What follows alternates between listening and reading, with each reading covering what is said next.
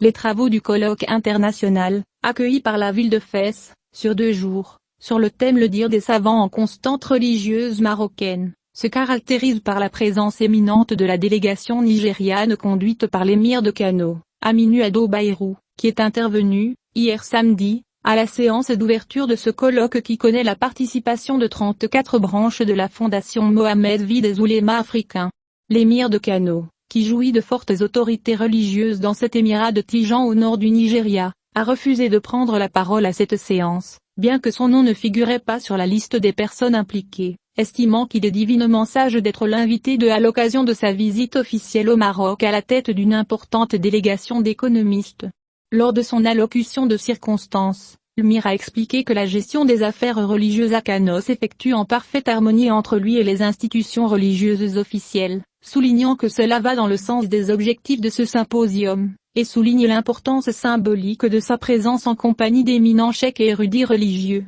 Le prince Ado Bayero, qui, dans une déclaration à Express, a exprimé son bonheur de représenter Kano et le Nigeria en général dans ce symposium, a salué les contributions du roi du Maroc Mohammed V au développement de la nation islamique, souhaitant que ce soit une référence pour tous les chefs religieux à servir la religion islamique et la sunna prophétique de Muhammad. Amir Kano a souligné l'importance de l'orientation de ce symposium, qui est organisé par le site marocain des constantes religieuses en coopération avec la Fondation Mohammed V des savants africains, souhaitant que l'ensemble de la nation islamique bénéficie de ses fruits et résultats. Pour sa part, Cheikh Muhammad Al-Nazir Adan, président du Conseil des imams des mosquées de l'État de Kano, dans une déclaration à Express, a exprimé ses remerciements au roi du Maroc pour ses nombreux efforts précieux pour répandre l'islam et établir des musulmans sur les rites de la vraie religion. Le responsable religieux nigérian a souligné la proximité du royaume du Maroc avec le peuple nigérian,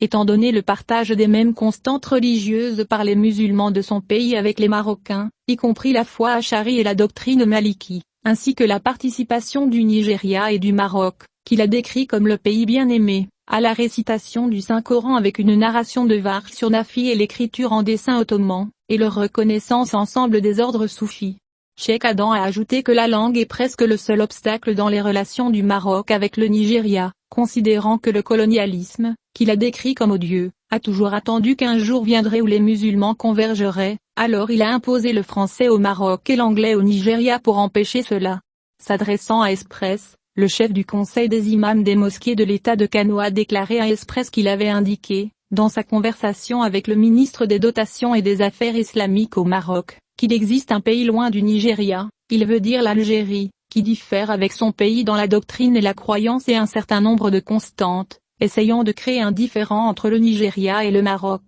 Cheikh Adan a apprécié les grands efforts du roi du Maroc dans la formation des imams et des guides religieux d'Afrique au Maroc. Ce qui a contribué à faire vivre la nation en paix, car il n'y aura pas de place pour le terrorisme en elle, notant que le manque de formation des imams les rend comme un bout de papier, mu par des idéologies de gauche et de droite. Le même cheikh a expliqué que l'État de Kano, avec une population d'environ 20 millions d'habitants, dont 99% sont musulmans, constitue la capitale de l'ordre Tijaniya, notant que le nombre total de Tijani dans le reste de la République fédérale du Nigeria est d'environ 70 millions de personnes. À son tour, Ibrahim Ahmed Al-Makri, imam et prédicateur à la mosquée nationale du Nigeria, a souligné dans une déclaration à Express l'importance du symposium susmentionné, qui, selon lui, s'inscrit dans le cadre de réunions d'universitaires africains sous l'égide de l'émirat des fidèles, et constitue pour eux l'occasion, d'abord, de la louer et de consolider sa culture, puis de sonder la parole des savants autour d'elle à travers l'histoire. Un membre de la branche de la Fondation Mohammed V des savants africains au Nigeria a souligné que le patronage des constantes religieuses par l'émirat des croyants renforce ce qu'il a décrit comme l'étreinte spirituelle et culturelle entre le Maroc et les autres pays africains,